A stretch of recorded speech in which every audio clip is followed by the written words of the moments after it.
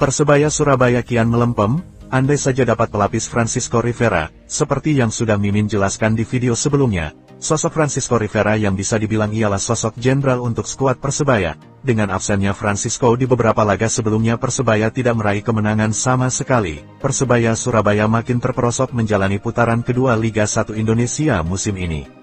Mereka kembali dipermalukan dan kali ini giliran Malut United.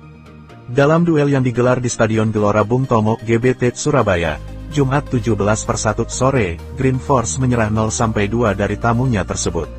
Ironis, kegagalan itu menjadi kekalahan pertama Persebaya di kandang musim ini. Kekalahan itu sekaligus menjadi kekalahan ketiga beruntun skuad asuhan Paul Munster. Mereka sebelumnya kandas saat menjalani laga tandang kontra Bali United dan PSS Sleman, tapi, yang menjadi sorotan adalah permainan Persebaya yang tampak kurang taktis dari sebelumnya. Banyak peluang tercipta, namun gagal dikonversi menjadi gol. Banyak pihak berspekulasi, khususnya bonek maupun bonita selaku pendukung setia Persebaya.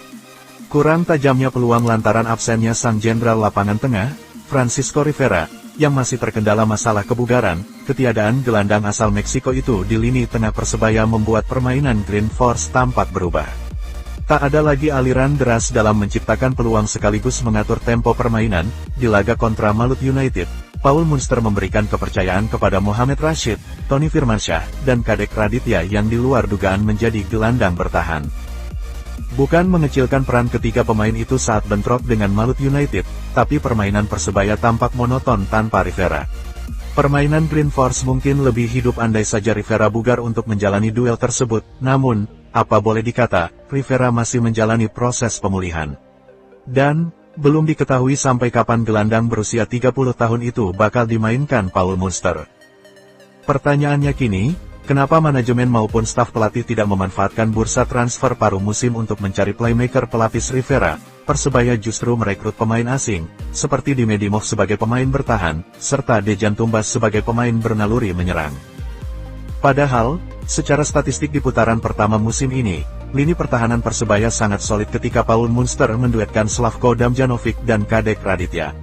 Kini, Persebaya bergantung kepada Damjanovic dan Dimov. Sementara Tumbas lebih diprioritaskan di lini serang. Ia bisa main di posisi sayap kanan atau sebagai target man. Andai saja Persebaya memilih playmaker, mungkin ceritanya akan berbeda. Dan, mayoritas bonek menyesali kebijakan itu. Mereka kini tinggal berharap sang jenderal pulih secepatnya.